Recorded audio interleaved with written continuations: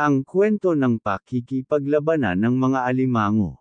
Isang araw, nagpulong ang mga alimango. Sabi ng isa sa kanila, ano ang gagawin natin sa mga alon? Palagi silang kumakanta ng malakas, hindi na tayo makatulog. Kung ganun, sagot ng isa sa mga pinakamatandang alimango, kailangan na nating makipagdigma sa kanila. Sinang-ayunan ito ng iba. Napagkasunduan nila na kinabukasan ay kailangan maghanda sa pakikipaglaban sa mga alon ang lahat ng mga lalaking alimango. Papunta na sila sa dagat tulad ng napagkasunduan nang makasulubong nila ang isang hipon. Mga kaibigan, saan kayo pupunta? Tanong ng hipon.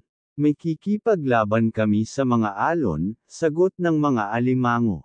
Sapagkat masyado silang maingay sa gabi at hindi na kami makatulog. Sa tingin ko hindi kayo magtatagumpay, sabi ng hipon.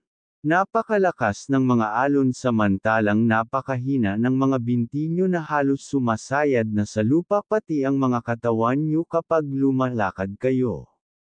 Tumawa ng malakas ang hipon pagkatapos. Ito ang lalong nagpagalit sa mga alimango. Sinipit nila ang hipon hanggang sa mangako ito na tutulong sa kanilang pakikipaglaban. Nagpunta silang lahat sa tabing dagat. Napansin ng alimango na iba ang pwesto ng mga mata ng hipon at hindi katulad ng sa kanila. Naisip nila na may mali kaya pinagtawanan nila ito, at sinabi sa kanya, "Kaibigang hipon, nakaharap sa maling direksyon ang mukha mo. Ano ang sandata mo sa pakikipaglaban sa mga alon?" "Ang sibat sa aking ulo ang sandata ko," sagot ng hipon. Pagkasagot niya, nakita niya na may malaking alon na paparating at tumakbo siya papalayo. Hindi ito nakita ng mga alimango, sapagkat nakatingin silang lahat sa tabing dagat. Natabunan sila ng tubig at nalunod. Hindi nagtagal, nag-alala na ang mga asawa ng mga alimango dahil hindi na sila bumalik. Dahil dito, pumunta sila sa may tabing dagat para tingnan kung may maitutulong sila sa labanan. Ngunit hindi nagtagal, natabunan rin sila ng tubig at namatay. Libo-libong maliliit na alimango ang nakita sa may tabing dagat. Binibisita silang madalas ng hipon at ikinukwento sa kanila ang malungkot na sinapit ng kanilang mga magulang.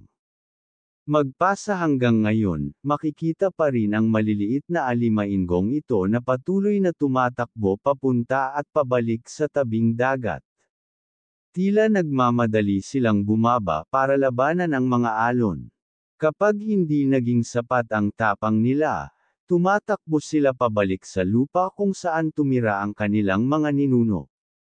Hindi sila tumira sa lupa tulad ng kanilang mga ninuno at hindi rin sa dagat kung saan nakatira ang ibang mga alimango. Nakatira sila sa tabing dagat kung saan tinatangay at sinusubukan silang durugan ng alon kapag mataas ang tubig sa dagat.